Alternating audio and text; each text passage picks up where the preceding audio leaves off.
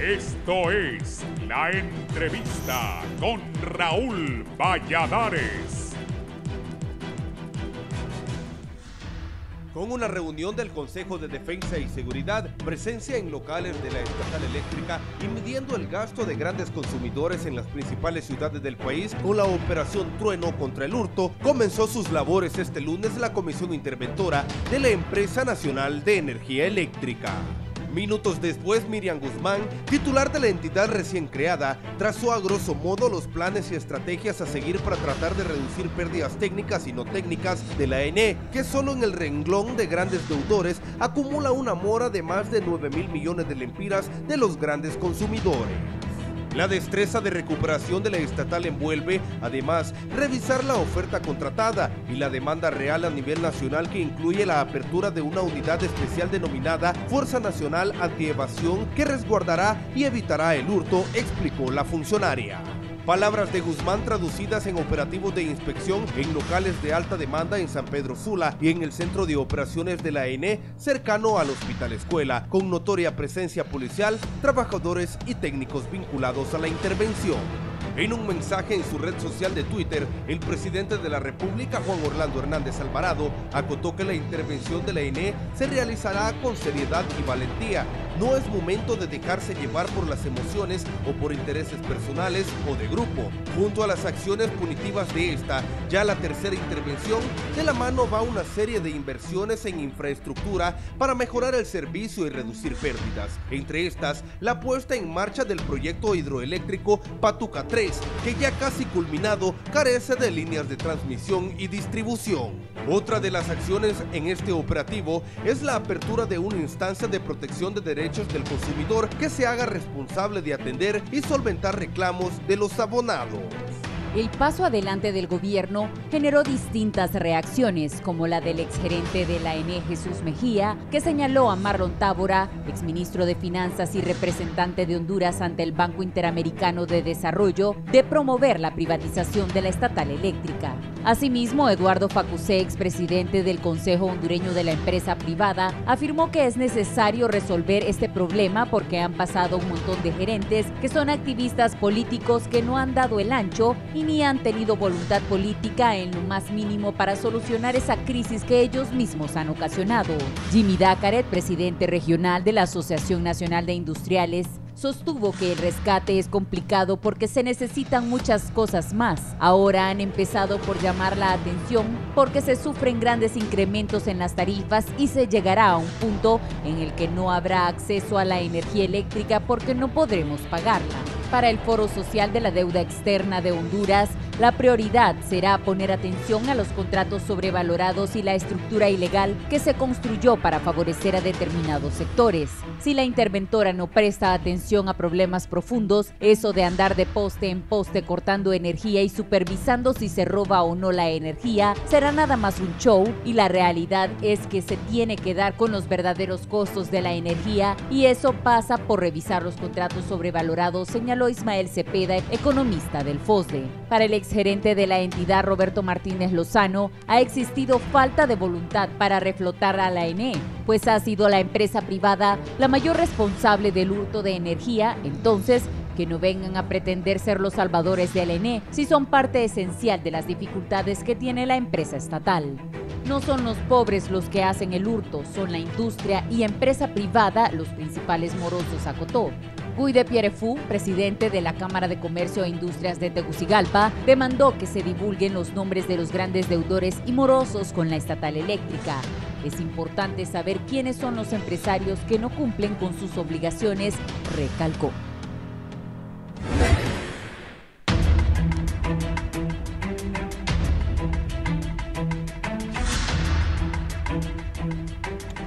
Bienvenidos, gracias por estar en la entrevista de Canal 11.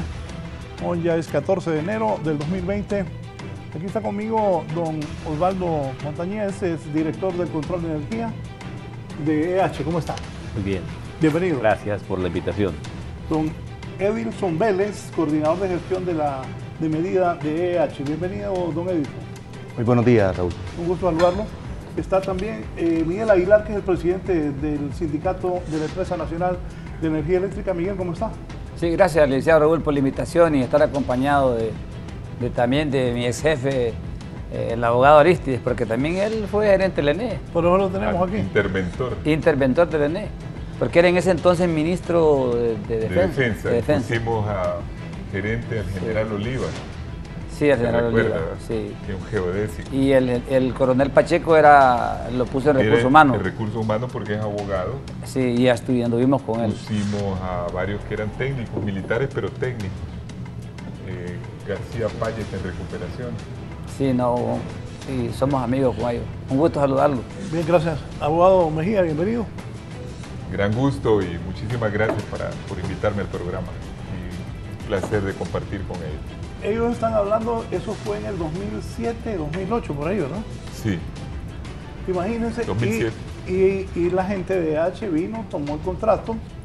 O sea, los problemas de esta empresa vienen de años.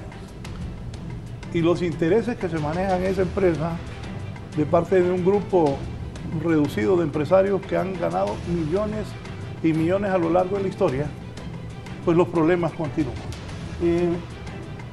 Don Osvaldo, cuénteme cómo está eso del control de la energía, y don Edison también, que es el coordinador de gestión de EH, para luego hablar tanto con Miguel como con el abogado Mejía.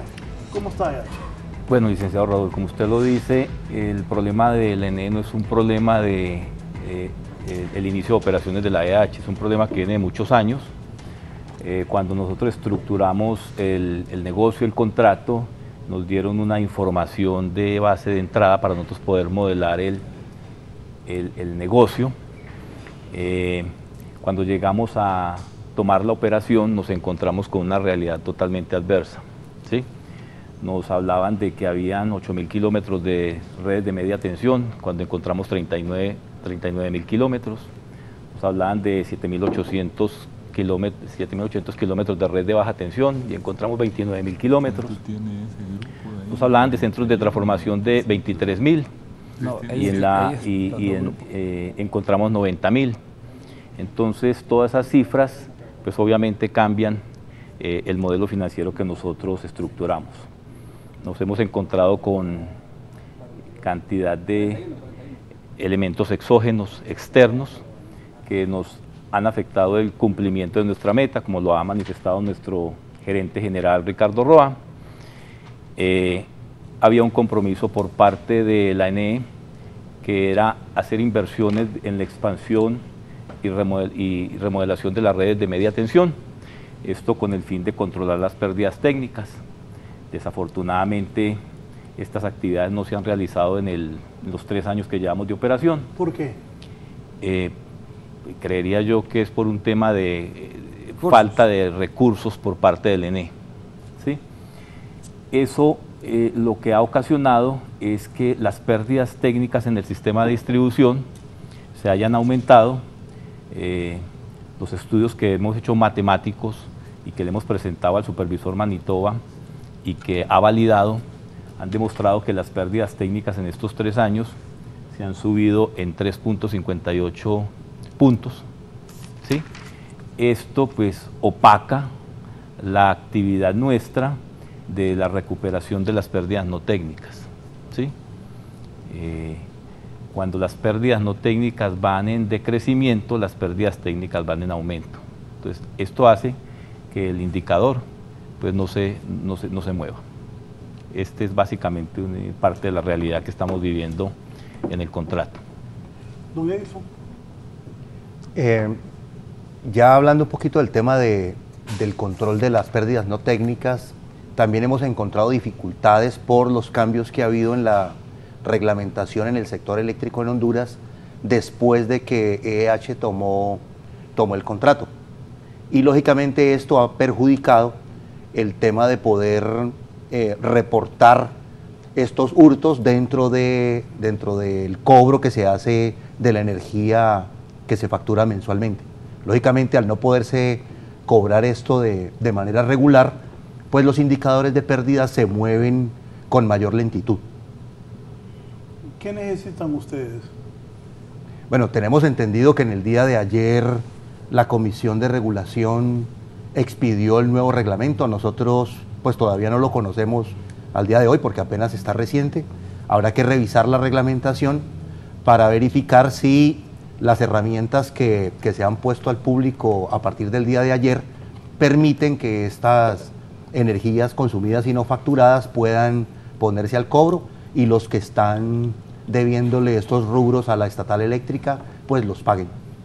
Miguel, bueno, sí, ¿el sindicato qué piensa? Bueno, vea, nosotros hemos sido un sindicato altamente propositivo, proactivo, no desde hoy, de ya rato venimos asumiendo un rol bajo de un modelo sindical diferente. Y nosotros nos subimos al barco de EH pensando que y asumiendo que la institución bajo ese modelo de distribución se bajaban las pérdidas y se caminaba en ese componente del rescate de la institución, porque son varios componentes. Y nosotros estábamos claros desde antes, lógicamente, que uno de los grandes problemas que tiene el país es el modelo de compra de energía eléctrica. Usted puede bajar las pérdidas a cero, pero si no cambia su modelo de compra de energía, eso va a seguir golpeando al pueblo hondureño. Yo le voy a poner un ejemplo. El 21% de la generación que es pública, que es renovable y que es del Estado y que vale 4 centavos, con esos 4 centavos usted lo opera, lo genera, lo transmite, lo transforma y lo distribuye y vale 4 centavos. ¿Y por qué entonces no nos permiten que el 21% de esa energía esté en el sistema? Porque tiene que haber restricciones de privados y que la ENE le sirva como caja de amortiguación o como punching bag a los privados. Esa energía debe estar el 100% al sistema. ¿Cómo es factible de que todo privado se monte a la línea de transmisión, lo llevemos, lo transportemos, lo transformamos y pagan una papada por el peaje? Esas son decisiones en este saneamiento administrativo, institucional, a lo que le apostamos ya en esta nueva fase de intervención. Y no quiero dejar de mencionar que en ese PCM eliminamos el artículo número 8 en una reunión que tuvimos con el ministro Madero, con el ministro Tito Cardona y con la ministra Rocío Tábora, porque ese artículo 8 decía que se suspendiera a diestra y siniestra a la gente. Y los trabajadores no somos el problema en la institución, al contrario. Los trabajadores hacemos nuestro mejor esfuerzo en generación, transmisión y distribución. Entonces, el tema del ENE, como muy bien lo dijo usted, viene siendo un tema histórico, pero nosotros le apostamos a que estamos en el momento, creo yo, todavía indicado a que podamos impulsar la salida esquemática de la institución, pero tomando y revisando toda la cadena. Se debe revisar contrato por contrato de generación. Honduras tiene una potencia firme de 1.250 megavatios y tiene una demanda en abril-mayo, llegó como a 1.610 por ahí, pero tiene una potencia instalada de 2.800 y la calavera de megavatios. Entonces, el país ocupa energía firme focalizada, porque esa energía que está de más, usted no la tiene en el día. No tiene usted forma de cómo suplir la demanda. Entonces nos sale carísimo el modelo que actualmente agarró Honduras. Un modelo, si bien es cierto, de energía renovable, pero carísimo, cuando el sol en Guatemala generado por energía vale 6, 7 centavos el kilovatio, en Honduras vale 18. Entonces el sol es más caro en Honduras que en El Salvador. No, hombre, eso es ilógico. Este es un tema de país y debe de abordarse, creo yo, y construirse un camino de una concertación en materia eléctrica donde toda la cadena aporte. Y nosotros somos de la propuesta como sindicato que haya una renegociación contrato por contrato. Igual una renegociación con el contrato de EH, cambiando metodologías, cambiando indicadores y orientar ese contrato desde el pliego de condiciones donde están los vacíos a pérdidas. Y asumir entonces un nuevo rol, una nueva visión de país bajo un cambio de modelo eléctrico, porque la ley indica que la ENE se debe de insertar bajo la Ley General de la Industria Eléctrica, decreto 404-2013, y que debe de crear 3 empresas que ya jurídicamente la ENE avanzó, pero que son del Estado de Honduras. Y nosotros creemos, por ejemplo, en generación. Si metemos ese 21%, más la esperanza de que entre Patuca llegaríamos a un 25%. Estamos operando con unos 50 millones de dólares más o menos, pero en términos matemáticos, según nuestra gente que conoce, y nosotros ya tenemos casi 30 años de experiencia en el tema eléctrico de este país, podríamos llegar a generar arriba de 210 millones de dólares, pero estamos amarrados. En transmisiones igual, Y en distribución, si bien es cierto, la tarea es pérdida, pero también es un tema social. Así que esperamos que con esta nueva iniciativa de intervención y que nosotros tenemos también un alto concepto de la abogada Miriam y vamos a respaldar a esta Junta Interventora en todas aquellas decisiones y acciones que vayan encaminadas a la sostenibilidad de la empresa y al respeto también irrestricto del derecho de las y los trabajadores. Estamos atentos a ello. Hoy a mediodía vamos a una reunión con el gerente general y su equipo de DH. He hablado con el gerente y le he dicho que necesito hablar con todos los directores porque el sindicato también es parte de la sociedad y necesitamos poner a disposición de toda la interventora la información que sea necesaria para que esto camine, que se empuje, porque el país ocupa del respaldo o de la concertación o del consenso de todos los involucrados en la cadena. Sí, el abogado Aristides Mejía y luego ya está el gerente del ENE, don Jesús Mejía, también con nosotros. Aristides, ¿cómo ve usted esto de la recuperación del ENE? Yo tengo más de 30 años en el periodismo y vengo escuchando eso durante todos los 30 años. Y me gustó lo que decía Jesús Mejía ayer. Por ejemplo, a este señor Tábora, a quien le guardo respeto, pero creo que era el superministro que iba a recuperar el ENE y no recuperó nada. Ya vamos a hablar de eso. Aristides.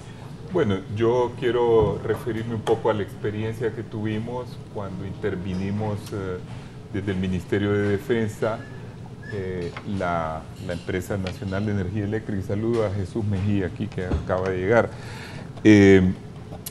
Yo creo que el problema grande del ENE es la concepción de esta industria, porque a lo largo de los años lo que se ha hecho es privatizar la parte que produce beneficios sin casi riesgos y estatizar o dejar en manos del Estado toda aquella parte que tiene riesgos y que produce pérdidas. Entonces ese es un modelo ruinoso. Y de ahí voy a hablar, aparte de la experiencia que tuvimos y cómo rescatamos al ENE en algún momento y que se ha rescatado un par de veces, cómo es que se puede hacer una buena política en cuanto a la energía eléctrica. Nosotros intervinimos en 2007, después de varios intentos también del gobierno, porque la ENE, en la final de la administración de Carlos Flores, dejó un superávit de varios millones. En la final de la administración de Maduro, estaba totalmente endeudada por la mala política que siguió Maduro. Agarramos la empresa, se probó con varias personas, no dio resultado, pero al final nos pidieron que interviniéramos con defensa y yo nombré a varios oficiales que eran, a la parte de ser oficiales de las Fuerzas Armadas, eran profesionales en varios rubros, incluso eran algunos formados como ingenieros eléctricos. El gerente era Oliva, que era ingeniero geodésico.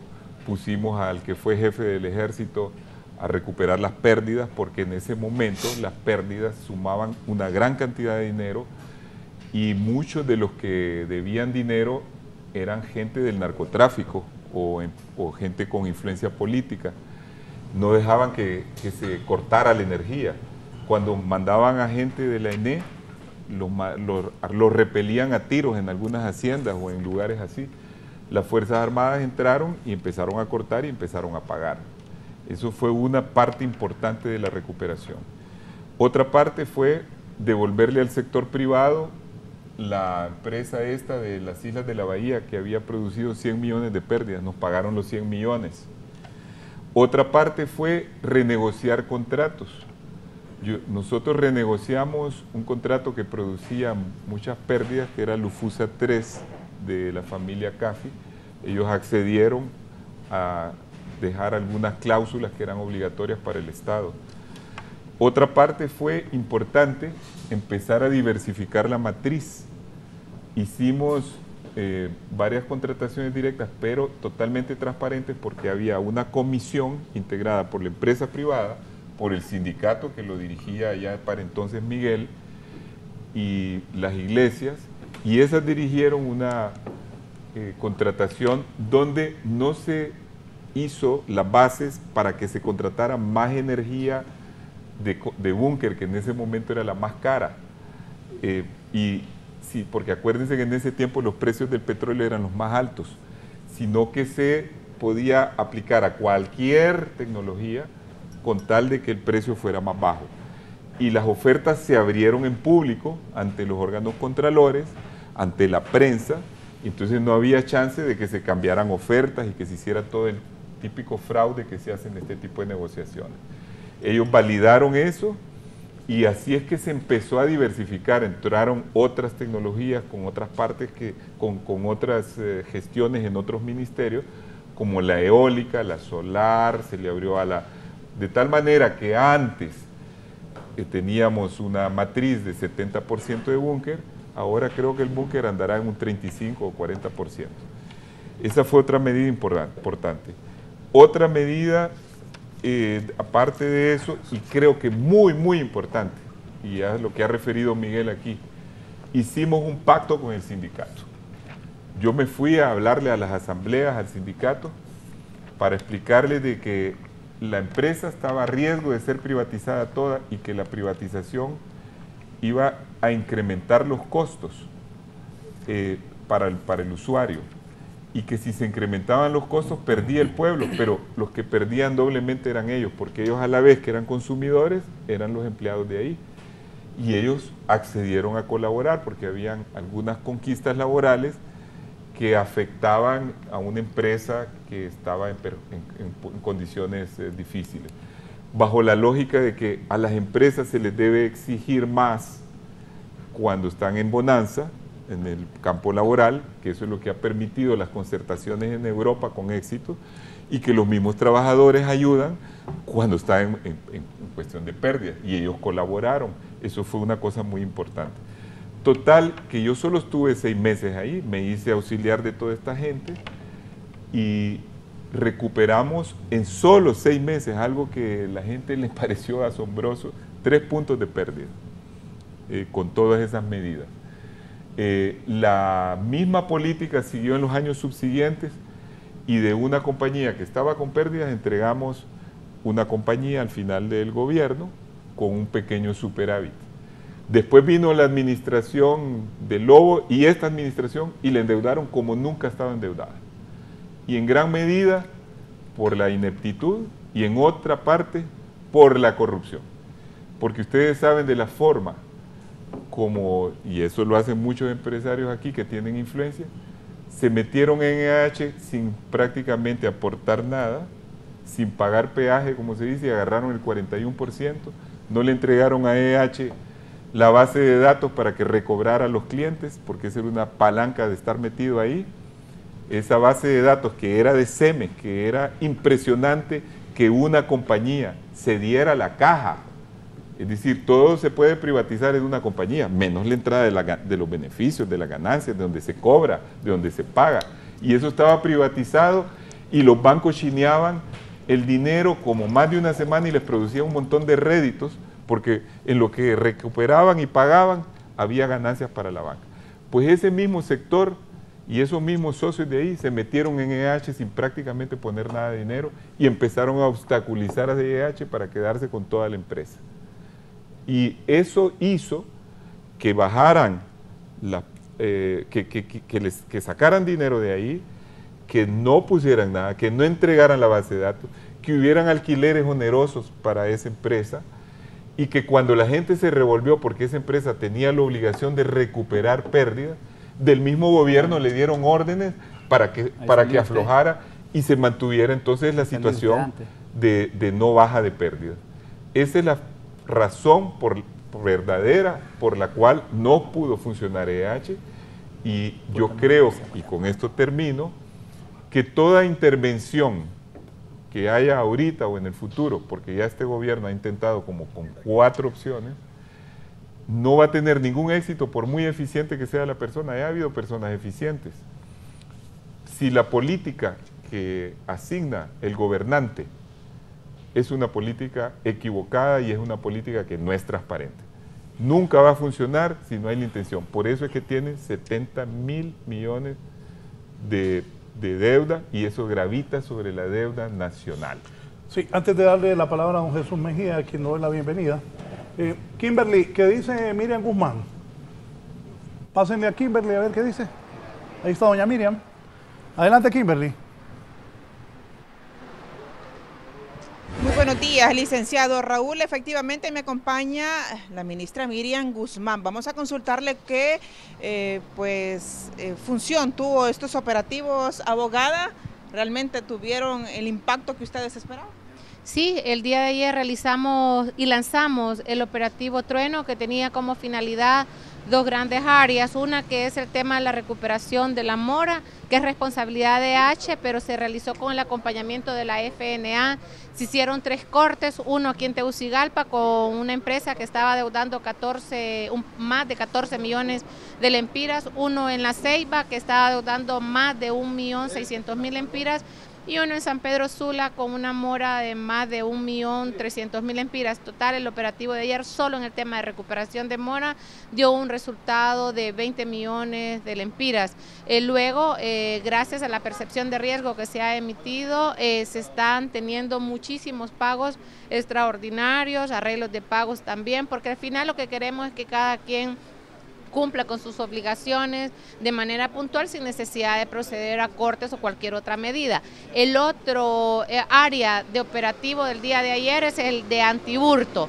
Este sí está liderado exclusivamente bajo la responsabilidad de la Fuerza Nacional Antievasión, que es el mecanismo que el Consejo Nacional de Defensa y Seguridad creó en el año 2014 para intervenir el sistema aduanero y que ha tenido muy buenos resultados. En noviembre del año pasado, el Consejo decidió ampliar las facultades de la FNA, incorporándole entonces el tema de lucha contra el fraude de energía eléctrica, que es uno de los elementos que tiene las finanzas de la estatal eléctrica en números rojos. El operativo también tuvo el resultado esperado. Ayer se determinó y se detectaron 3 empresas que están hurtando energía eléctrica. La FNA ha entrado con todo el rigor que la ley les otorga, porque cada una de las instituciones que formamos parte de la FNA, como Ministerio Público, Procuraduría General de la República, Dirección Nacional de Investigación e Inteligencia, la DPI, Policía Militar y el SAR que la coordina, tenemos, de acuerdo con la ley constitutiva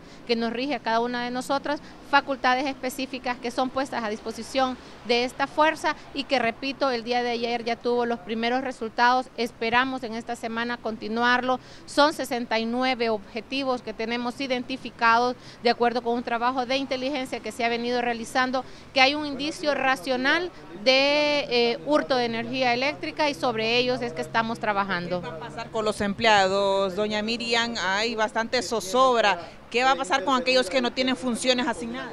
Bueno, la verdad que no es el objetivo primordial de la comisión interventora, un tema de despidos masivos, pero sí es un tema nuestro revisar totalmente la planilla del estatal, porque hemos encontrado que históricamente ha habido por ahí puestos que no tienen ninguna justificación. Hemos encontrado posiciones repetidas, 2 personas para la misma labor. Eso sí tiene que estar siendo revisado. De hecho, el día de ayer un equipo especializado en temas de talento humano ya está trabajando a fin de poder estructurar el reordenamiento de la planilla de la estatal a fin de eficientar y hacer un uso correcto del presupuesto de la República. Hemos encontrado mucho desorden en cuanto a posiciones funcionales que no son las mismas que nominales. A mí me nominan para un puesto, pero luego me trasladan a hacer funciones diferentes porque resulta que yo no estoy realmente calificada para la posición que originalmente se me nombró.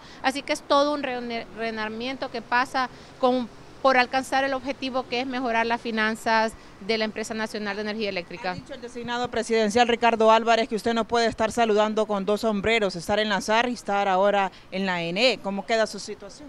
Bueno, ¿o cómo le respondería? No le respondería a él directamente porque yo respeto pues todas las opiniones, muchas veces no las comparto. Sin embargo, mi visión de lo que es el fortalecimiento institucional es que se fortalece precisamente la institución con procesos, con protocolos, con personas que tienen asignados roles específicos de acuerdo con el trabajo que se les asigna. En mi caso particular del Servicio de Administración de Renta, yo le puedo asegurar que es una institución que trabaja como un reloj suizo. Cada quien sabe lo que tiene que hacer y a mí me corresponde únicamente gerenciar, deducir responsabilidades cuando no se cumple, y yo le puedo asegurar que seguiremos bajo esa labor sin necesidad de que merme lo que el SAR tiene como responsabilidad. Claro, quizás esto en la mente de algunos no cabe como lógica porque están acostumbrados a ser yoyistas, a ser unipersonales, que solo cuando ellos hacen las cosas funcionan. No, en mi caso particular yo soy amante de construir equipos de trabajo, empoderar a los funcionarios y que cada quien, repito, dé el máximo de sus capacidades y cumpla con lo que la ley les establece como obligación. ¿Seguirán ambas instituciones? Bueno, y aquí yo voy a aclarar algo, no tengo doble salario en lo absoluto, el único salario que yo tengo, si ese es el dolor de algunos, es el que devengo como ministra directora del Servicio de Administración de Renta. La responsabilidad de la ENE la hemos asumido junto con los dos interventores por una convicción plena, por un amor a Honduras, no como otros que en el pasado han llegado ahí únicamente a enriquecerse y hacer las cosas para los amos que tienen, que no necesariamente es Honduras. El amor por Honduras es lo único que mueve el trabajo que estamos realizando. No tengo doble salario, no tengo ningún beneficio adicional, sino simplemente mi salario como funcionaria pública adscrita al Servicio de Administración de Rentas. Licenciado Raúl, escuchamos si tiene consultas en el estudio. Sí. Abogada Miriam Guzmán, buenos días. Aquí estoy con funcionarios de H, con el presidente del sindicato y don Jesús Mejía y Aristides Mejía. Esas 200 empresas que se hablan que le van a cortar la luz, ¿a partir de cuándo es eso, doña Miriam? Porque también a lo largo de los años se ha hablado de cortarle la luz y también revisar esos contratos de energía. ¿Tiene todo el apoyo del presidente, doña Miriam, para poder hacer esto, que no es fácil? Decía yo hace un momento que tiene años la ENE de estar en este problema. Es un reto bastante grande el que tiene por enfrente. ¿Cómo va a ser? ¿Tiene el respaldo del presidente para actuar como lo hace usted, directamente y sin andar ayudándole a nadie? ¿Qué nos dice de eso?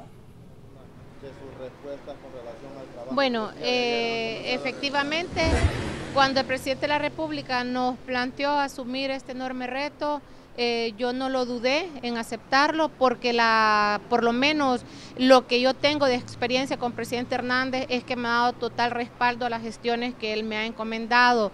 Ejemplo de eso es el Servicio de Administración de Rentas, que hoy por hoy es la institución que es con prestigio no solamente nacional, sino también internacional, es precisamente porque él entiende, cuando el presidente Hernández, y eso es lo importante, cuando el presidente Hernández toma una decisión y decide resolver un problema del país, lo hace a costa de cualquier sacrificio, sea político o personal, y creo que en el caso de la ENE no es la diferencia. De lo contrario, mi querido Raúl, créalo que no hubiera asumido yo esta responsabilidad, porque yo soy mujer de decisiones, a mí me gusta dar respuestas, no me gusta estar únicamente en una posición sentada dejando que pase el tiempo. Si yo no supiera que contamos como Junta Interventora con el respaldo del presidente Hernández, como así lo ha manifestado, y no solo porque lo manifiesta, sino que él es congruente con sus acciones, créalo que no estuviéramos al frente de la estatal. Este es un problema complejo. No puede seguir el país en una ruta de estar recaudando impuestos de manera eficiente para luego estar cubriendo un déficit fiscal en la empresa estatal, que también es, creo yo, el principal problema fiscal que tiene el país y que debemos de resolver. Y que conste, Raúl, y yo aquí voy a aprovechar su cámara, que tiene una enorme cobertura. Este es un problema que no va a ser resuelto únicamente por una persona, ni por una comisión interventora. Este es un problema que requiere el decidido concurso de todos los actores que tienen participación en esta problemática. Aprovecho para hacerles un llamado. De hecho, el día de ayer o la semana pasada, el señor presidente de la Cámara de Comercio e Industria de Cortés decía que podía colaborar en el tema de rescate de la ENE. Yo le digo bienvenido al equipo, señor Toti Fara. Hay algo que puntualmente yo requiero de su parte, porque siento que esa es como la habilidad máxima suya, que es el tema de sentarnos con los generadores a fin de lograr una mejor precio en esos contratos, porque usted lo debe de saber muy bien. son contratos que tienen costos demasiado onerosos al Estado y es difícil que con eso sigamos manteniendo finanzas de la ENE estable. Así que yo lo invito, insisto, es un trabajo que va a requerir el concurso de todos y creo que la participación de don Jorge Fara va a ser importantísimo al momento que nos sentemos con los generadores para bajar el costo de los contratos de energía eléctrica. Yo por ahí, Raúl, estoy muy contenta porque don Jorge va a tener la oportunidad ahora de pasar del discurso a la práctica, colaborando con nosotros y buscar mejores condiciones contractuales en la generación de energía eléctrica. Así también vamos a requerir la participación de la sociedad civil a fin de que se vuelvan veedores del proceso. Vamos a generar confianza a través de nuestra gestión que siempre ha sido transparente. Para la transparencia requerimos, repito, veeduría social, así que está invitada a las diferentes organizaciones de sociedad civil que quieran participar. Una buena noticia también, hemos creado una defensoría de los derechos del consumidor para poner atención a todas aquellas quejas que manifiesta la ciudadanía en cuanto a un cobro excesivo en la factura de energía eléctrica. Son pasos que estamos dando en firmes porque al final queremos que el servicio se preste con calidad, con continuidad y principalmente con un precio justo que refleje el consumo y los precios que se tienen en la generación. Gracias. Suficiente.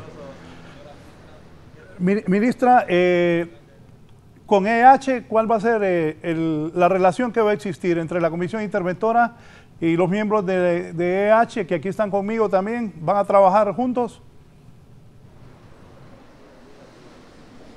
Sí, el día de ayer estuvimos en reunión con EH, les manifestamos claramente que vamos a exigir un cumplimiento total de todas y cada una de las cláusulas contractuales, porque al final ellos también tienen una participación directa en el rescate de la estatal. Vamos, y de hecho hemos revisado ya el contrato con EH y vamos a poner en una matriz si cumple o no cumple. Al final, si el balance es que ellos están cumpliendo con el trabajo, yo le diría que no hay necesidad de resolver el contrato, que debe de revisarse, por supuesto que sí, que debe de evaluarse, por supuesto que sí, que debe de controlarse, por supuesto que sí, que se debe de exigir rendición de cuentas, por supuesto que sí. Eso es la función de la comisión. Acá, repito, es un trabajo objetivo, es un trabajo serio, es un trabajo técnico que vamos a realizar en pro de las finanzas públicas del Estado hondureño. Cada lempira que no se invierte bien es una lempira de oportunidades que se pierde para la gente más necesitada. Gracias, ministra, que haya suerte. Le dejamos lo mejor por el bien del país, por el bien del gobierno, porque si el gobierno avanza, avanzamos todos, y que la ENE vaya por mejor rumbo. Gracias. Claro que sí. Muchas gracias a usted, Raúl, por la oportunidad y decirle a toda la población, tengan confianza, el problema no es sencillo, dejemos ya de estar tratando de desmeritar o desacreditar la labor de otros. Yo creo que cuando hemos pasado por una institución o hemos tenido funciones y no hemos dado respuesta, no estamos realmente validados para seguir opinando sobre lo mismo. Así que yo esperaría que me den el margen de tiempo que se requiere. Yo creo que los demás lo único que tienen que hacer es arrojar luces sobre cómo solucionar esta problemática, porque esta es la problemática del país, esta no es una problemática de gobierno, esta no es problemática de una comisión interventora, esta es la problemática de todos los buenos hondureños que amamos este país y que en lugar de ser piedra de tropiezo, somos realmente puertas de soluciones y abonamos en ese sentido. Así que yo a los panelistas también les pediría, incorpórense. Aquí nadie tiene la verdad absoluta sobre nadie, nadie tiene una varita mágica. Lo que sí tenemos son diferentes visiones, pero al final yo esperaría que tengamos un objetivo común y ese objetivo común tiene que ser Honduras y nada más. Gracias. Muchísimas gracias a la ministra Miriam Guzmán. Se les ha acabado la fiesta, así lo ha manifestado. Licenciado Raúl, con usted a estudio. Gracias, Kimberly. Aquí está el gerente reciente del ENE, don Jesús Mejía. Jesús, ¿qué piensas? ¿Qué le podemos resumir a la población? ¿Qué futuro le ves a esto? Bueno, buenos días. Saludos a todos los que estamos aquí en el panel. Mira, Raúl, el tema del ENE, creo que Aristides lo ha expresado de una forma bastante amplia. Tenemos que entender algo. Quien no se sube a este barco es que en realidad está en contra del país. porque es un problema endémico que ha venido no de ahorita, lo mencionó Aristides, el gobierno del presidente Zelaya, hasta el presidente Zelaya fue gerente del ENE por 6 meses, creo que fue, ¿verdad, Aristides? Sí, y luego, él mismo, sí. Y luego pues, nombraron una interventora. Así de crítico es el tema del ENE, porque hay muchos intereses, Raúl, y se mueve mucha información o desinformación, la cual va afectando o deteriorando la administración de los gerentes que se encuentran en ella. Yo tuve la suerte de estar 3 años y pico al frente de la empresa y créeme, Raúl, que vaya, ya era un punto de decir que yo era intratable. Lo que pasa es que yo aprendí en la vida que lo que era no, y ahí se mantenía, y lo que era posible, pues se hacía. El tema de EH, qué bueno que doña Miriam se ha montado sobre la plataforma de EH, porque ahí se van a dar cuenta que no es que la empresa no funciona, es que hay un problema social. Y el problema social, la única forma de poderlo atender es con el gobierno bien parado atrás. Entonces tenemos que entender de que qué va a pasar con las zonas de difícil gestión. Creo que hay 17, que es una barbaridad. ¿Cuánto se pierde energía ahí? 30. Vaya en la zona norte, 17 circuitos, 7 puntos de pérdida. Si tú metes un batallón y los peinas esos circuitos, segurito puedes tener un resultado mejor que el que Aristides mencionó hace un rato. En 6 meses, un año, puedes tener los 7 puntos recuperados. Pues tenés que meter literalmente un batallón para poder peinar.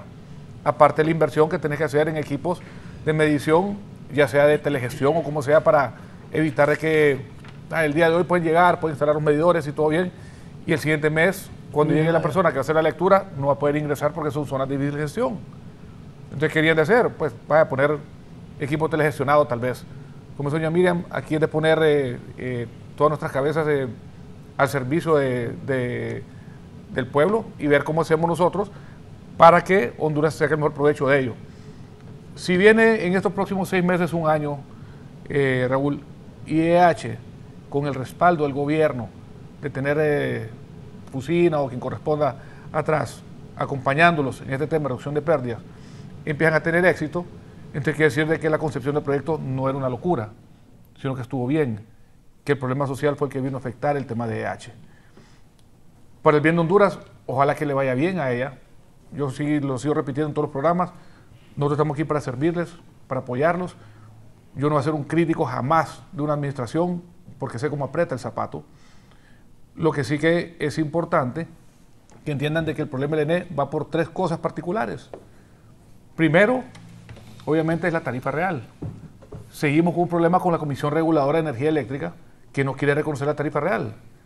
Y reconocer la tarifa real no necesariamente significa subir la tarifa, Raúl. Porque esto puede ser simplemente entender de que tenemos un problema de costos, que ahí es donde entra lo que mencionaba doña Miriam, decir a los empresarios del norte o a los empresarios involucrados en generación, si es posible que ellos apoyen al país y por algún tiempo tengan una rebaja al costo de la energía. Yo traté de hacerlo y no pude. Yo se los dije, aquí todos tenemos que poner algo sobre la mesa.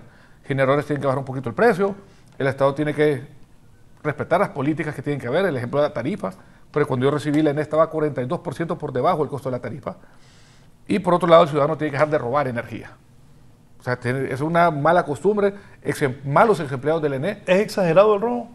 Claro, o sea, 30 y pico %, es una exageración. Es demasiado, Raúl. Y ahí tenemos malos empleados del ENE que se prestan a dar un servicio para conectar mal a la gente, hacer el famoso diablo. Entonces, cuando se manda el cable concéntrico, que no te permite hacer el diablo. ¿Qué es el diablo, Jesús? ¿Explica ahí? No, es que es un bypass para que no puedan, para que le salga menos la factura. Entonces mandan ahora con la nueva tecnología, el contador nuevo, un cable concéntrico, ya es más complicado hacer esto. Y eso obviamente le complica a la gente el robo de energía. Si sabemos que el problema número 1 es la tarifa, porque está 12% abajo, y tú facturas al año 25.000 millones, 12% son 3.000 millones que estás abajo de entrada. Y por más que doña Miriam se mate en la calle trabajando, si la Comisión Reguladora de Energía Eléctrica no hace su trabajo, desde hace 5 años que tuvo que haber contratado un consultor o tuvo que haber sentado a ellos a hacer un modelo que reconociera la tarifa real. Fíjate que en distribución le reconocen al ENE 38 millones de lempiras y a EH le pagamos 270. Ajá, esos 232, ¿dónde quedan? Entonces multiplicarlo y ahí están los 3.000 millones de los que yo te hablo.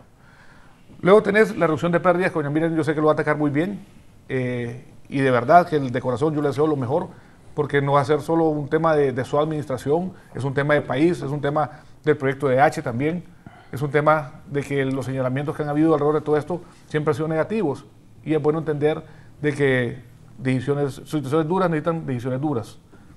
Y la tercera, que o sea, lastimosamente es el problema histórico, el tema de la deuda. La ENE tiene una deuda que yo recuerdo cuando a mí me dicen que vaya a la ENE, me dijeron que la deuda era 9.000 millones. Entonces me siento, empiezo a ver estados financieros, empiezo a armar estados financieros porque no habían, Raúl, y encuentro que la deuda eran 38.000 millones al cierre del 2015. Y todavía no habíamos registrado todo lo que era el tema de la energía solar, que acaba de entrar en junio del 2015, porque no se le había pagado una factura a un generador solar.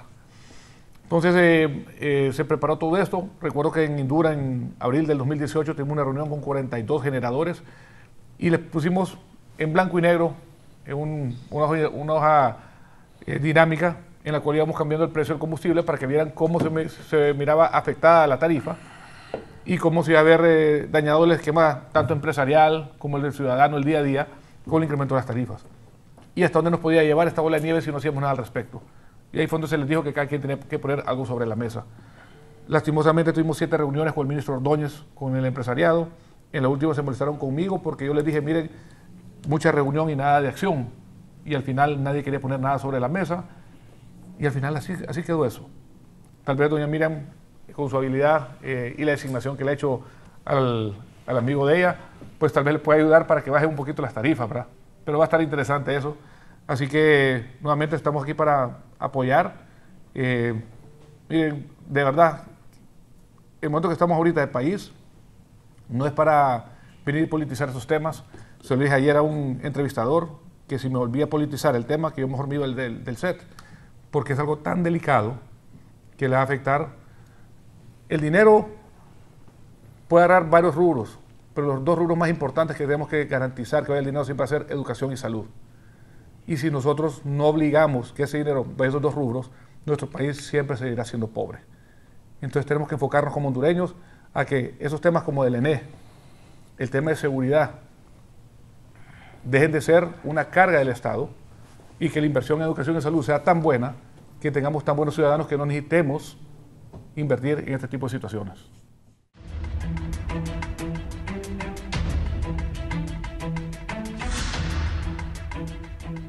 Bien, don Osvaldo, don Edilson, ¿qué piensan de lo que ha contestado la ministra Miriam Guzmán en relación a lo que va a ser el trabajo entre ustedes y el gobierno, ustedes como EH y el gobierno, pues ella en representación del gobierno? Bueno, nosotros agradecemos el apoyo que nos está brindando el gobierno a través de la ministra Miriam. Con nosotros pues cuente con el apoyo total. Yo creo que este apoyo nos va a llevar a poder colocar en cintura, como decimos en Colombia, a los usuarios que delinquen en el fraude, ¿sí? Entonces, por parte nuestra, como lo ha manifestado nuestro gerente general, el total apoyo en la información que ella requiera y el acompañamiento con nuestras cuadrillas para que podamos sacar adelante este proyecto tan importante para Honduras. Esto es un tema de país, no es un tema de empresa. E igualmente, agradecemos pues el voto de confianza que ella nos acaba de dar en relación a que cree en el contrato nuestro y cree que podemos sacar adelante el tema de las pérdidas.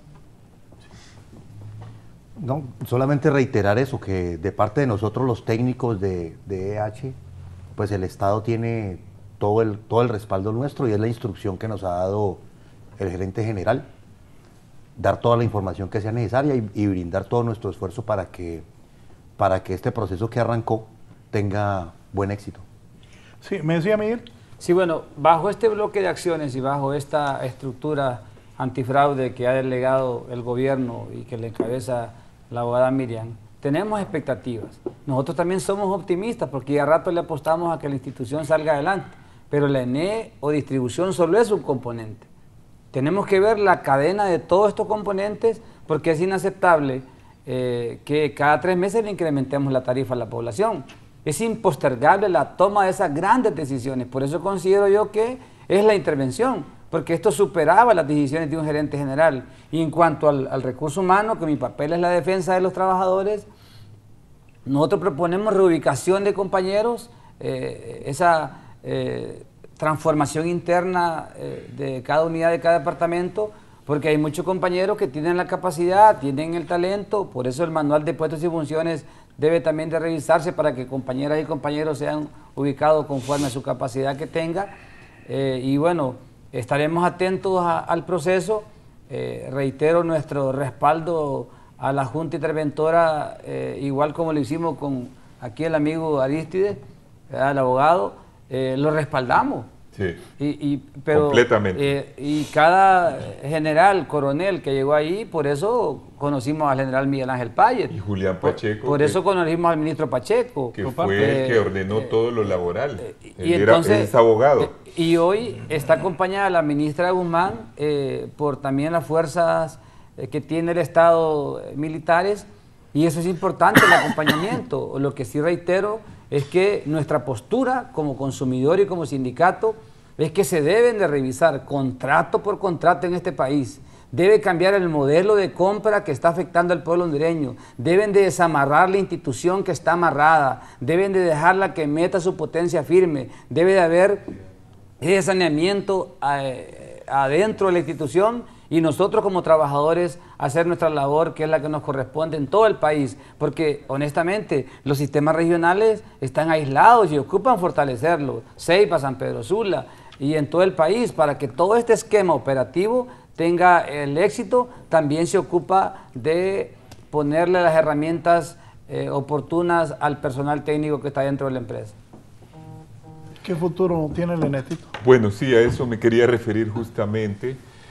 Aquí dijo Jesús, estoy de acuerdo con muchas cosas que dijo Jesús, pero lo de la politización, el gobierno es que politiza, y eso es una de las cosas que tiene que terminar, porque cuando no le entregaban la base de datos a EH invirtió millones en hacer una base de datos, y el mismo gobierno, para no tener un efecto negativo sobre lo que tenían que aplicar en recuperación de deuda, le impedía a EH por una cuestión política hacer eso. Yo creo que nosotros tuvimos en aquella época una buena medida de cómo se podía recuperar el ENE. Ahora es un problema agravado, y creo que lo importante es lo siguiente. En aquel tiempo hicimos una escala de tarifas. Se le dio gratuita a los que no consumían hasta 50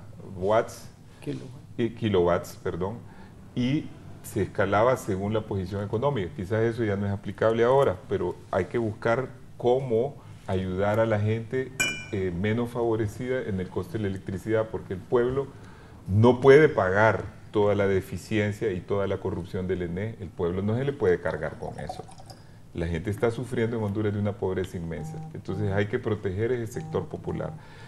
Segundo, hay que trabajar mucho sobre el tema de la interconexión centroamericana, porque hay energía más barata que la que tenemos en esos contratos. La solución a esos contratos... Pero Aristides, mira, disculpa que te interrumpa ahí. Solo déjame terminar. Es que el tema de la interconexión centroamericana son 3 centavos, solo interconexión. Sí. Y eso te le dispara el precio. De acuerdo, pero yo hablo de la interconexión en este sentido.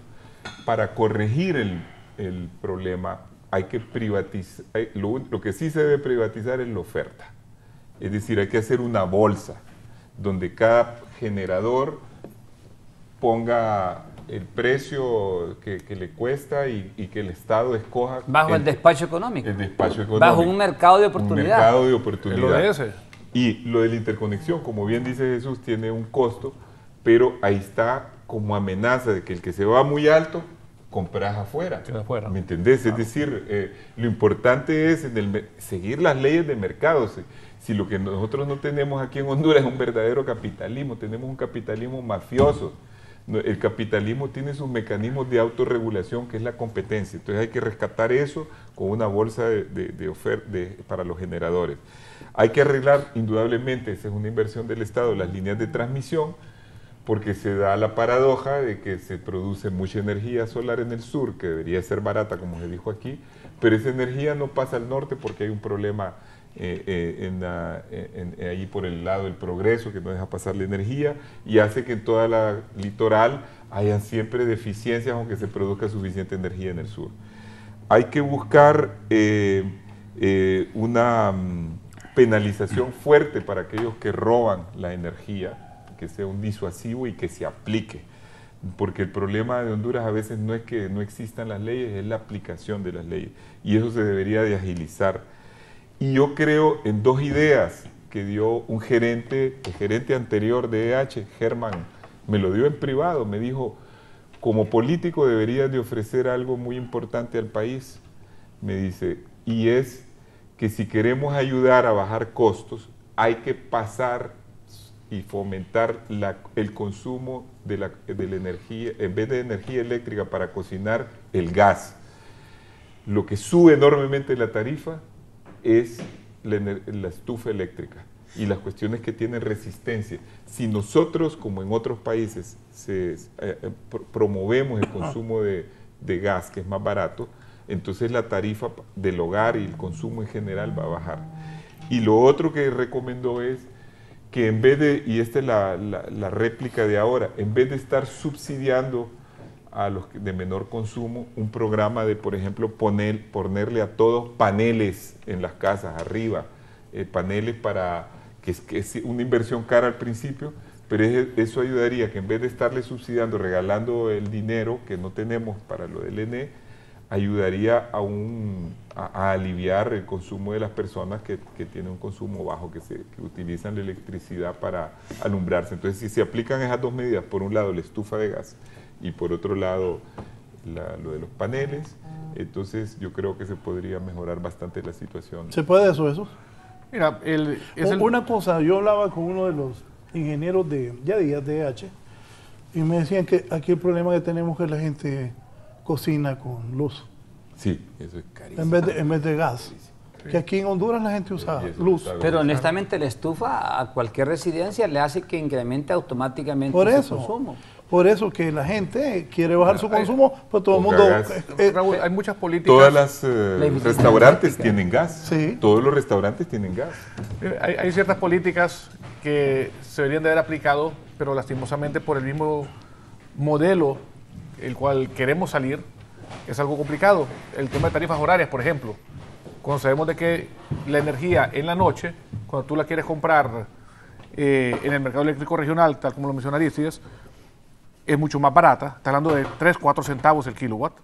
Aunque le metan los 3 centavos de peaje, que es un tema de los presidentes, porque si los presidentes se reúnen, ellos pueden poner, mire, ya no sea 3, que sea 1,5 centavos, porque ha incrementado la demanda y hacer las inversiones correspondientes.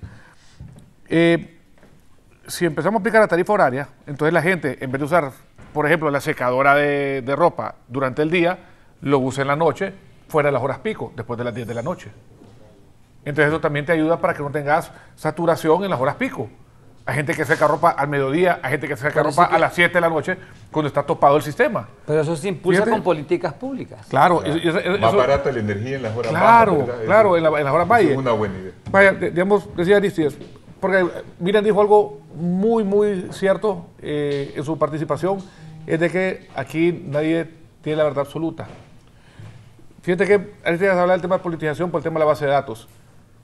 ¿Quién iba a saber de que a lo interno de H iba a haber una pugna? Porque eran socios y a la hora de la hora el socio y eso nos debilitó como institución. Claro. Pero cuando andaban de encaramelados y andaban de luna y miel, todo estaba bien. Era una maravilla. El problema fue cuando ya el gobierno dice se debe implementar, acabar el contrato, entonces decimos nosotros, bueno, nosotros tenemos que respaldar el contrato y quien cumple es el Grupo Colombiano. Pero el gobierno se intrometió en esa pugna a favor de uno de los bandos y eso no es propio de un Estado. En realidad, Aristides, yo estuve en esa pugna y te digo que lo que el gobierno hizo fue simplemente obligar que las cosas sucedieran. Porque que el contrato se cumpliera. Claro, no caminaban las cosas. Y era una pugna que estaba haciéndole daño al país. Entonces, cuando ya le hace daño al país, el gobierno tiene que intervenir y decir, miren, señores, o se ponen de acuerdo, o aquí mejor empaquen los dos. Y fue así como se pusieron de acuerdo, gracias a Dios. Y el día de hoy ya se tiene un sistema bien montado, que costó muchísimo dinero poderlo alimentar de forma adecuada. Mira, otra cosa. La Ley General de la Industria Eléctrica te establece que tenés que comprar el 100% de la energía firme de la hora pico durante el año para garantizar el abastecimiento del Sistema Eléctrico Nacional, lo que llamamos el SIN. Si tú miras el día de hoy, creo que no damos ni a 900 megas de energía firme. Entonces lo que se hace es que con la convergencia de todas las tecnologías, eólica, solar, biomasa, geotermia y la hidro, se trata de tener energía firme. Pero es algo incierto porque depende de la temporalidad y vaya, si hay mucha sequía, no tenemos suficiente agua, si hay mucha agua, no tenemos suficiente sol. Entonces es un tema de temporalidad. La ley tendrá su sentido porque es así, porque sé que no es algo que se lo inventaron aquí en Honduras, sino que ya se viene copiando de otros países como modelo. Entonces eso nos pone en una situación de déficit y es una cosa que, te lo digo Raúl, tú lo mencionaste hace un rato, el caso del doctor Tábora, paró la licitación de 240 megas que nosotros habíamos sacado. En la zona norte, ustedes si ven San Pedro Sula, en todo el terreno de Cortés. ¿Qué es la más barata? Mira, en toda la zona de Cortés, no sé del 2021 cómo van a hacer. Y no sé si el verano ahorita, el 2020, qué tan agresivo va a ser y cuánto van a votar, cuántos circuitos. Y ustedes como periodistas, por favor, denle seguimiento. Ya no hay un centro nacional de despacho como había antes, ahora es un operador del sistema que la teoría y lo que se espera que funcione es tal como lo menciona Aristides, que debe de haber un concurso de quién pone la energía más barata. Y el que le pone más barata es el que se le va a comprar. El problema es que hay PPAs y obviamente el 98% de la energía que compramos el día de hoy es PPAs, pero a medida que va pasando el tiempo eso va disminuyendo y va creando ese mercado competitivo el cual todos soñamos. Entonces, ¿qué va a pasar ahorita el 2020 sin energía? Miren, el año pasado creo que se votaron hasta 160 megas. O sea, en las horas pico se votaba energía y ni modo, hay que votar circuitos. Bueno, pero Honduras ocupa de otra licitación. No, o sea, firme, que tienes que pero hacerla. Que sea focalizada. Tienes que hacerla. Más, los 240 megavatios tuvieron que ser... Miguel. Deben de ser sí, contratados porque es la energía más barata de la que actualmente ellos mismos nos vendían. Pero mira, fíjate que nos dicen hay que entrar con tecnología de gas natural. Miren, el gas natural es bien barato en Estados Unidos porque está allá y les cuesta $3 el millón de BTU. Cuando tú lo traes acá a Honduras, te está costando $12. Entonces ya andas arriba de 10 centavos. Pero Roma empujó eso. Es que sí, pues sale muy caro. O sea, eso hubiera sido bueno haberlo hecho en el 2003, cuando AES vino, y hubiera hecho las inversiones en aquel momento que los costos eran diferentes. Pero hoy, hacerlo ahorita, ya hay mejores tecnologías. Tenés hidrógeno, por ejemplo, que hay que explotarlo. Mira, tenés toda la cuenca del Cajón, donde puedes meter una planta de hidrógeno de 100, 200, 300 megas y resolver ese problema. Te pasas San Pedro Sula Sur, que tiene 8 circuitos de 138, y alimentaste todo lo que es el Valle Sula. ¿Y la represa Batuca para cuándo? Batuca es un tema de agua. O sea, ya está construido, ya está listo para arrancar, pero si no hay agua, ¿qué haces? Que es un tema de la estacionalidad nuevamente. Entonces tenemos que entender de que la Ceiba viene un problema. La Ceiba y Olancho siempre está sin luz, me dice la gente aquí. Bueno, mira, el tema de Ceiba, yo discreparía que está sin luz, porque en realidad sí están funcionando los 70 megas que se contrataron y está cubierto. El tema de Olancho sí es una grosería lo que hicieron, Raúl. Nosotros fuimos, abrimos licitación, 17 megas, se adjudicó, se cruzó la CRE, se cruzó Marrón Tábora y no se instaló. No se hizo. ¿Y a quién culpa de todo eso? La gente tiene mal voltaje. Se hizo lo que se tenía que hacer, Raúl, pero este personaje simplemente decidió de que no se necesitaba. Es el problema cuando tú no estás en el lugar y estás sufriendo lo que la gente está sufriendo. ¿Y él sabía algo de energía? ¿Quién? Tábora. Pues entiendo que es ingeniero eléctrico. Sí, ingeniero eléctrico. Ingeniero eléctrico. Sí. Sí. No, lo que pasa es que... De lo que no sabe de finanzas en lo otro que anda. Entonces no sabe nada. No, tiene una maestría también de finanzas, tiene un doctorado. Ni lo propio ni lo ajeno. Pero había un plan y ese plan hay que seguirlo. ¿Y vos viste el plan, Miguel? Compró en Washington un edificio. No, yo no que lo vi. Y no es que el ENE estaba trabajando en un plan, que estaba trabajando el gasto económico. Miren, con el ministro Ordóñez... El ministro de Energía. Mira, Miguel. De eso hablo yo. Con el ministro Ordóñez se trabajó un plan para sacar este problema adelante. Bueno, de ese hablo. Y se empezó a ejecutar. Es más, ahí estaba el tema de la negociación de EH, el cual iba muy avanzado con los ejecutivos de EH, pero en eso dieron una instrucción nueva, que el designado era Marlon Tábora, que él venía con su plan. O sea... ¿Y qué se hizo el plan? Pues yo nunca lo vi. Sé que hubo un monólogo de 1h10 en el COEP, donde se le explicó de que billete él no iba a poner, y que tenían que ordenar aquí, que la Ley General de Industria Eléctrica, que tenía que... O sea... Miren, este es un rubro en marcha, o sea, no es algo como que lo puedes parar y ver cómo lo arreglas para volver a arrancar. O sea, tenés que ir haciendo las cosas en el camino. Y ahí, yo no vi el plan, la verdad que no voy a pecar de mentiroso acá. nuevamente, sí me alegra que el presidente tome decisiones, porque quien no toma decisiones es quien fracasa. Si tomas una decisión, lo más seguro es que tenés dos salidas, o te va bien o te va mal. Pero tenés dos opciones por lo menos. Si no tomas decisiones, no tenés ninguna. Así que eso, ojalá que le meta mano dura a la CRE. La Comisión Reguladora le debe mucho al país. No tener un valor agregado de distribución, un estudio de valor agregado de distribución es algo gravísimo. Raúl, nosotros firmamos con EH y tú puedes ir a buscar ese contrato. Ahí se puso al final este valor por el cual se firma el día de hoy, porque era por 15.5 millones y se firmó por 10.5, o sea que tenés un pasivo contingente de 5 millones todos los meses. Se revisará una vez que salga el estudio del valor agregado de distribución, el cual se esperaba que se hiciera en el corto plazo. Eso fue en el 2016, estamos en 2020 y todavía no le he hecho la CRE. Entonces, ¿cuándo empieza a hacer lo que la CRE? O sea, ¿o qué se cree? Sobre eso, aprovechando que está don Osvaldo y don Edilson aquí, aclárenle a la gente que ustedes no le ponen el precio de la luz. Porque yo por rato he sentido que hay una campaña para decir que usted, cuando los querían sacar, creo que ha bajado un poco eso, que los quieren sacar. Sí, correcto.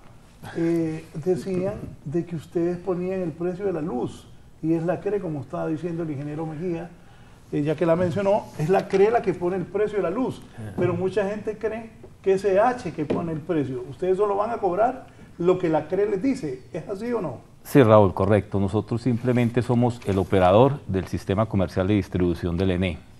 Nosotros como operador simplemente atendemos instrucciones del ENE y las regulaciones que emita la CRE. Nosotros en ningún momento intervenimos en la tarifa, simplemente recibimos la instrucción por parte de la CRE el aumento de las tarifas y la tenemos que acomodar en nuestro sistema comercial para hacer el proceso, el debido cobro, ¿sí? Lo que decía el licenciado, el ingeniero Mejía, es cierto, cuando nosotros firmamos el contrato, se definió que se debería hacer un estudio del plan de pérdidas y para eso había una temporalidad de 3 meses posterior a la firma del contrato, estudio que nunca se hizo, al igual que el estudio para revisar el FIDE del valor de operación. También tenía una temporalidad de 3 meses posterior a la firma del contrato. Y que conste que Marlon Tábora dijo, porque él estaba en el BID, de que él se encargaba de hacer ese estudio y lo que mandó fue alguien que hizo un benchmarking de la región y no era lo que se había acordado. Entonces obviamente EH no lo aceptó porque era un estudio de valor agregado de distribución. Ajá. Que vale también la pena mencionar que EH ahí si tanto han estado en el negocio, bien sabían que en 3 meses no iba a estar listo, porque iba al menos de 9 a 12 meses a hacer este estudio. Bueno, don Antonio Rosa, más conocido cariñosamente, lo saludamos. Toño Morro dice, dejen en paz al doctor, él está jugando tenis en la capital del imperio, esperando ascender a jugar golf. Ajá, y don Edilson, ¿qué dice usted de esto, DH? No, efectivamente, la Comisión de Regulación de Energía Eléctrica de Honduras es el ente encargado, según la misma ley de la industria eléctrica, de periódicamente, creo que lo hacen cada 3 meses, revisar los insumos que componen la tarifa de energía eléctrica, que no solo es el componente de distribución, sino que es generación, transporte, distribución y comercialización, y revisando esos rubros determinan si la tarifa que hay actualmente cubre o no cubre esos costos, y si es necesario la modifican. Esas tarifas se publican a través de la Gaceta Oficial y se entregan a la ENE, que es el distribuidor.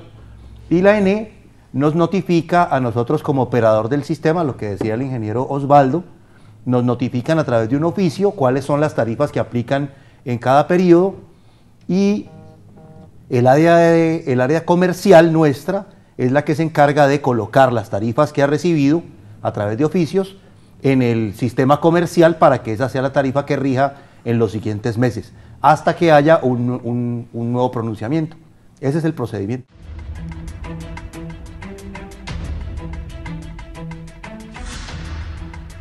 Me dice una compañera aquí del canal, hola, disculpe, solo me gustaría saber, a mí me está saliendo una factura muy cara, un robo, he ido varias veces a reclamar, he hecho de todo lo que me han dicho en EH y nada, al contrario, más cara me va saliendo y no es justo porque Si he hecho todo, no me baja la factura. Vivo sola en un apartamento pequeño, prácticamente en un paso acá. ¿Por qué me atracan? Ya me hicieron cambios de aparato, revisión de conexiones, me siguen saliendo las facturas muy altas. Están mintiendo. ¿Se podrá dar esa consulta sin decir quién soy? No voy a decir quién sos, pero es compañera de nosotros. ¿Qué le digo? No, lo que nos puede dar es el número de la clave pues, para hacer una revisión o una atención a ver qué le puede estar ocurriendo. Realmente el precio se coloca con base en una lectura del medidor, ¿sí? En cada periodo de mensualidad. Entonces habría que revisar a ver ese caso puntual. ¿Conclusiones que van a hacer ustedes con esta nueva administración del ENE? No, la posición del jefe nuestro, del ingeniero Roa, ha sido muy clara. Nosotros seguimos cumpliendo con nuestro trabajo de operadores del sistema y la instrucción que tenemos es la máxima colaboración con la Junta que está interviniendo al ENE.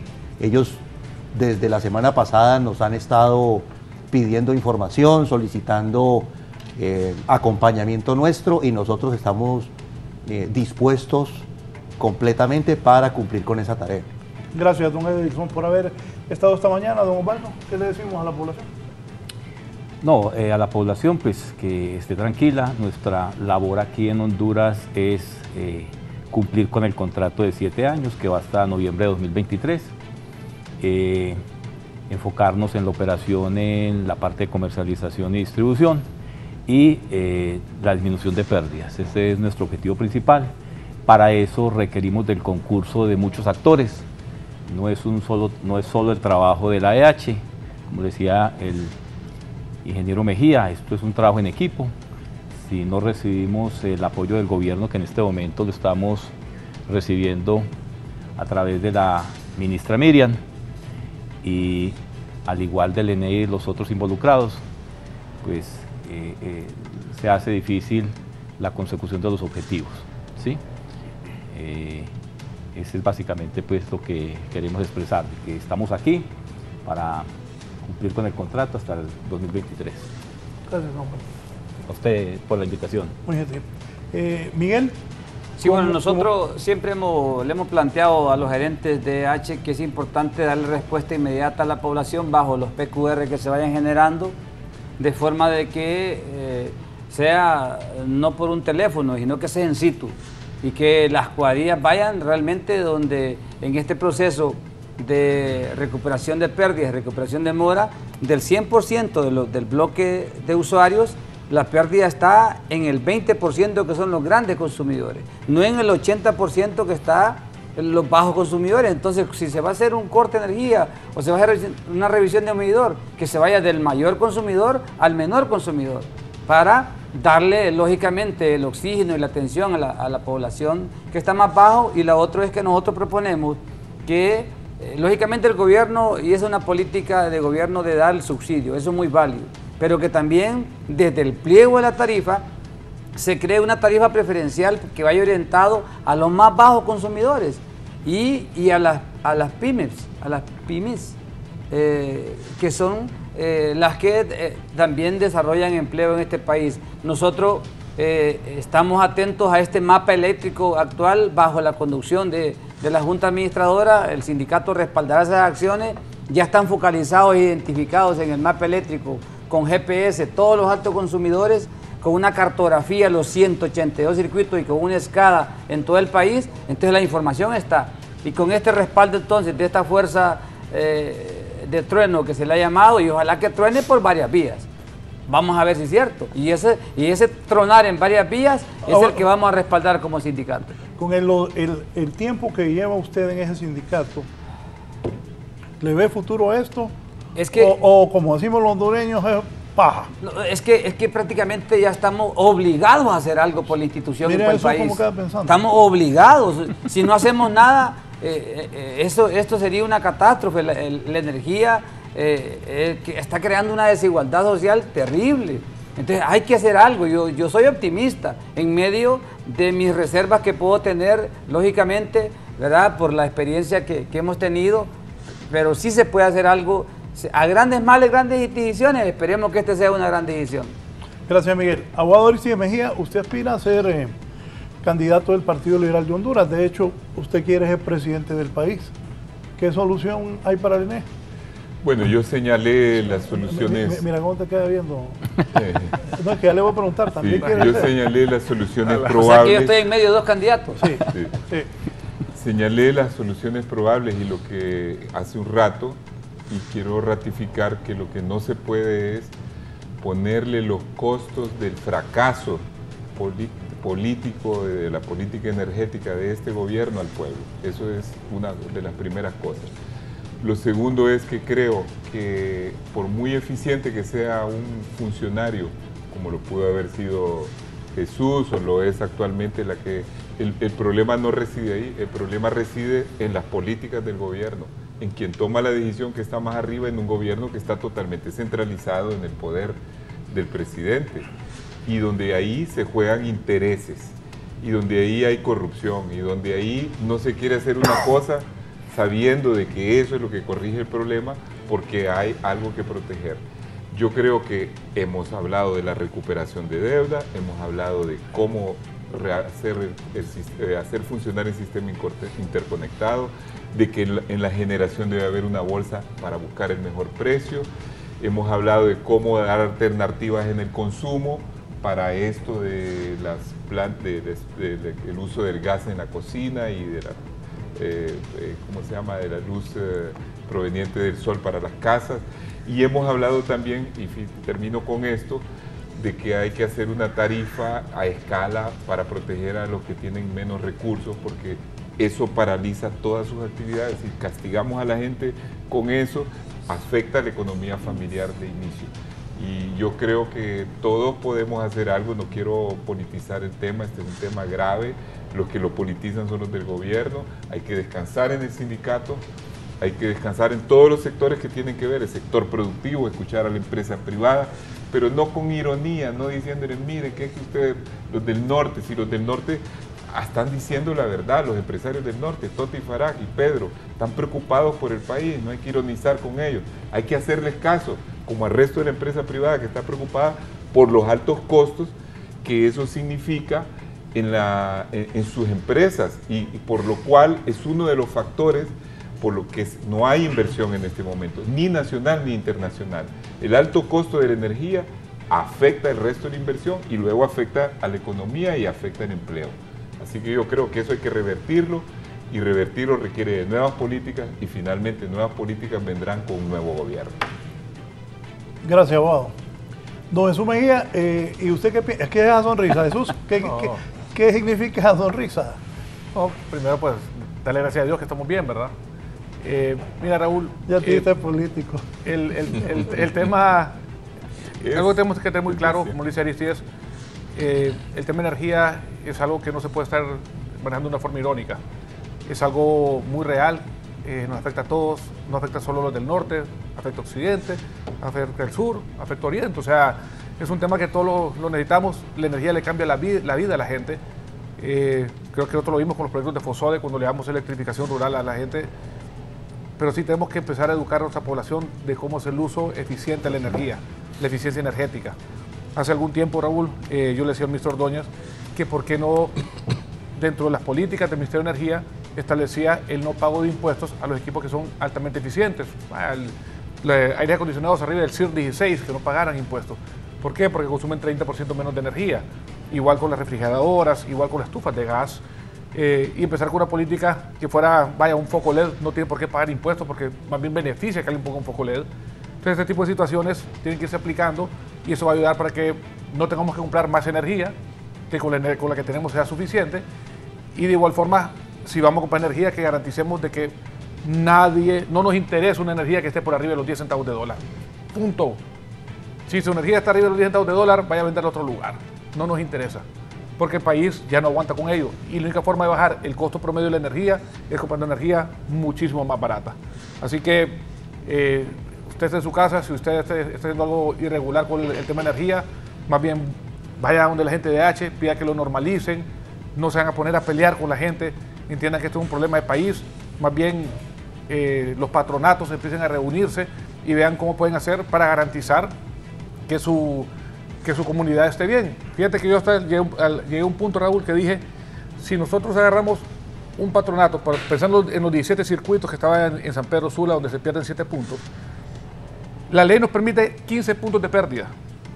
O sea, te permite perder 15% de la energía que inyectas. Y les decía yo, ¿qué tal si logramos llegar al 100% en un circuito de cobro? Le podemos dar un 10% de descuento, porque la ley me permite 15%. Entonces, compartamos eso, no hay ningún problema. Entonces, hacemos que las comunidades se esfuercen para que entre todos puedan tener un descuento hasta el 10% de la energía, que haría que su factura bajara. Pero la gente tiene que aprender, y es un tema cultural y educativo, que la energía la deben de pagar y no pueden seguirla robando. Súbanse al barco de apoyar al país, tratemos de sacarlo adelante, no seamos irónicos, no seamos políticos en este tema, unámonos y créanme que al final el beneficio lo vamos a sentir. Gracias al ingeniero Jesús Mejía, a todos ustedes por haber acudido a la invitación de esta mañana, y como dicen ellos, Dios primero se rescate la ENE, porque es un problema que tenemos todos, que tiene el país, y ojalá se pueda salir adelante. Buenos días, los invito a que sigan en sintonía de Canal 11. Que estén bien.